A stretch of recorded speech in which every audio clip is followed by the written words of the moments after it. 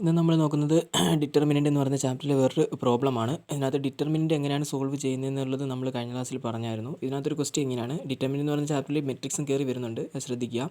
A എന്ന് പറയുന്നൊരു matrix ഇവിടെ തന്നിട്ടുണ്ട്. എന്നിട്ട് find 4 into determinant A and determinant 4a, ഇത് രണ്ടും കാണാനാണ് ചോദിച്ചിരിക്കുന്നത്.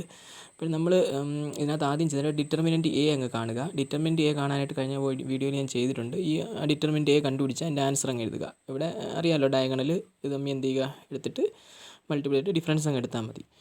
ഇനി ഇത് കഴിഞ്ഞ ശേഷം നമ്മൾ അടുത്ത ചെയ്യുന്നത് വെച്ചാൽ ഈ പറയുന്ന 4 ഇൻറ്റു ഡിറ്റർമിനൻ്റ് എ കാണും. അപ്പോൾ 4 കൊണ്ട് ആ ഡിറ്റർമിനൻ്റ് എ അങ്ങ് മൾട്ടിപ്ലൈ ചെയ്യുമ്പോൾ നമുക്ക് ഈ ആൻസർ കിട്ടും. ഇനി അത് കഴിഞ്ഞ ശേഷം നമ്മൾ നെക്സ്റ്റ് ആയിട്ട് 4a ഡിറ്റർമിനൻ്റ് ആണ് എടുക്കുന്നത്. അപ്പോൾ നമ്മൾ 4 കൊണ്ട് എ എന്ന് പറയുന്ന മെട്രിക്സിനെ അങ്ങ് മൾട്ടിപ്ലൈ ചെയ്യും. ഇപ്പോൾ അറിയാമല്ലോ, 4 വെച്ച് മൾട്ടിപ്ലൈ ചെയ്യുക. ഓരോ എലമെൻറ്റിനെയും എന്ത് ചെയ്യുക, നമ്മൾ മൾട്ടിപ്ലൈ ചെയ്യുന്നു. ആ കിട്ടിയ ഉത്തരമാണിത്. ഇനി അത് കഴിഞ്ഞ ശേഷം ഈ കിട്ടിയ ഉത്തരത്തിന് എന്ത് ചെയ്യണം, ഡിറ്റർമിനൻ്റ് കണ്ടുപിടിക്കണം. അപ്പോൾ 4a എന്ന് പറയുന്ന ഇത് മെട്രിക്സ് ആണിത്. ഈ 4a ഡിറ്റർമിനൻ്റ് എടുക്കുന്നതിന് ഡിറ്റർമിനൻ്റ് കൊടുത്ത ശേഷം നമ്മളിതിനെ ഇങ്ങനെ അങ്ങ് എഴുതുന്നു. അത് കഴിഞ്ഞ ശേഷം മുമ്പ് ഇവിടെ ചെയ്തതുപോലെ അങ്ങ് ക്രോസ് ചെയ്ത് എഴുതിയാൽ മതി. അപ്പോൾ നമുക്ക് ഈ ആൻസർ കിട്ടും. അപ്പോൾ ഒരു കാര്യം എപ്പോഴും ശ്രദ്ധിക്കുക, 4 ഇൻറ്റു ഡിറ്റർമിനൻ്റ് എയും ഡിറ്റർമിനൻ്റ് 4aയും രണ്ടാണ് ഇവിടെ കിട്ടിയിരിക്കുന്നത്. അപ്പോൾ ഇതൊക്കെ ചില പ്രോപ്പർട്ടിയായിട്ട് ബന്ധപ്പെട്ട് വരുന്ന പ്രോബ്ലംസ് കൂടെയാണ്. അപ്പോൾ ഇതെല്ലാം ഒന്ന് ചെയ്ത് നോക്കുക.